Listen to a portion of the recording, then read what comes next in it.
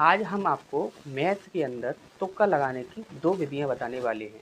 पूरी मैथ्स के अंदर ये दोनों ही विधियां काम करेंगी, चाहे मैथ का कोई भी टॉपिक हो। यदि पहली विधि की बात करें तो पहली विधि में आपको कभी भी किसी क्वेश्चन को पढ़ने की आवश्यकता नहीं है। आप सिर्फ ऑप्शन से ही बता सकते हैं कि आपका आंसर सही क्या होने वाला है। और दूसरी जो विधि होने वाली है उसमें आपको क्वेश्चन को अच्छे से पढ़ना अनिवार्य हो जाता है। आप क्वेश्चन को अच्छे से पढ़ेंगे तब उसका आंसर दे सकते हैं, लेकिन आपको क्वेश्चन सॉल्व करने की आवश्यकता नहीं पड़ेगी। इनमें से दोनों में से किसी भी विधि के अंदर आप सिर्फ आंसर दे दोगे, कभी भी आपको क्वेश्चन को सॉल्व करने की आवश्यकता नहीं पड़ेगी। ठीक। अब यहाँ पर यदि हम पहली विधि की बात करें तो पहली विधि से यदि आप किसी भी प्रश्न का आंसर देते हो तो आपको क्वेश्चन को पढ़ने की आवश्यकता नहीं है। हमें नहीं पता क्वेश्चन में क्या दिया है क्या नहीं दिया है, हमें सिर्फ यहाँ पर क्या करना है कि हमें चार ऑप्शन देखने हैं। अब देखिए हमारे पास चार ऑप्शन है, ए बी सी और डी।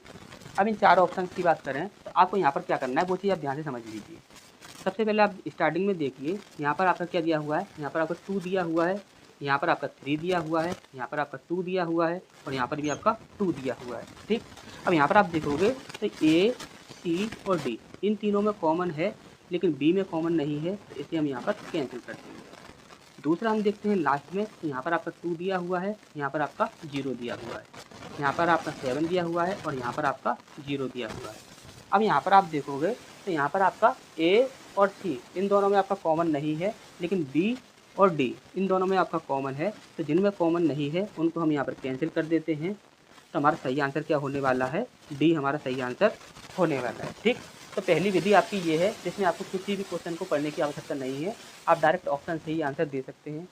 अब दूसरी विधि की बात करें तो दूसरी विधि में सबसे पहले आपको क्या करना है कि आपको ये देख लेना है कि आपको क्वेश्चन में पूछा क्या गया है। तो यहाँ पर आपसे पूछा गया है कि त्रिभुज का आधार क्या होगा।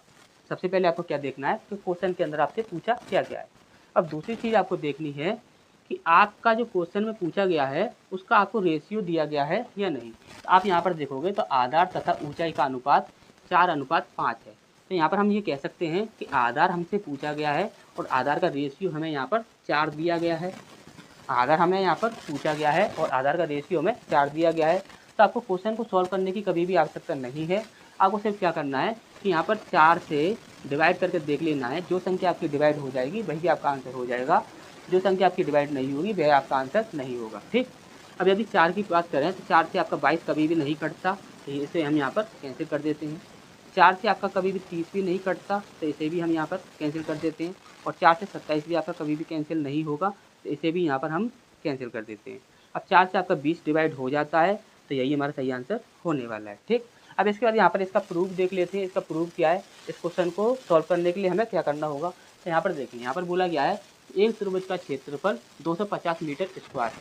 अब त्रिभुज का जो क्षेत्रफल होता है उसके लिए जो फॉर्मूला होता है वो होता है आपका क्षेत्रफल बराबर 1/2 इंटू लंबाई गुणा चौड़ाई। यही आपका फॉर्मूला होता है, हर किसी को याद रहता है।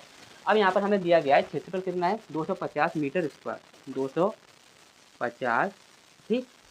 अब यहाँ पर हमें 1/2 के साथ क्या करना होगा, लंबाई और चौड़ाई इन दोनों का इंटू करना होगा। अब ये लंबाई और जो ऊंचाई है तो इनका क्या है कि यहाँ पर रेशियो दिया गया है। अब रेशियो में दिए गए हैं तो इसे हमें सबसे पहले एक्स में कन्वर्ट करना होगा। तो हम क्या करेंगे, इसे कर देते हैं 4x और इसे कर देते हैं हम 5x। ठीक। अब यहाँ पर ऐसा करते हैं कि इसका इंटू इसमें कर देते हैं, तो कितना हो जाएगा 50 और 0, ये 500 हो जाता है। इसे देखें तो 5 चौक 20, यहाँ पर 20x स्क्वायर ये हो जाएगा आपका। 0 से यहाँ पर हम 0 को डिवाइड कर देते हैं, तो एक्स स्क्वायर की वैल्यू जो है वो कितनी आ जाती है आपकी 2 से। अब हम इसे डिवाइड करेंगे तो इस कितना आ जाएगा 25 और एक्स की वैल्यू कितनी आ जाएगी, इसे यहाँ से यूँ हटा देंगे और इस पर हम यहाँ पर रूट चढ़ा देंगे तो कितना आ जाएगा हमारा 5। ठीक। तो एक्स की वैल्यू हमारी यहाँ पर कितनी आ जाती है 5 आ जाती है। अब यहाँ पर एक्स की वैल्यू हमारी 5 है, तो हमसे यहाँ पर क्या पूछा गया है, आधार पूछा गया है। तो आधार जो है उसका रेशियो कितना है 4।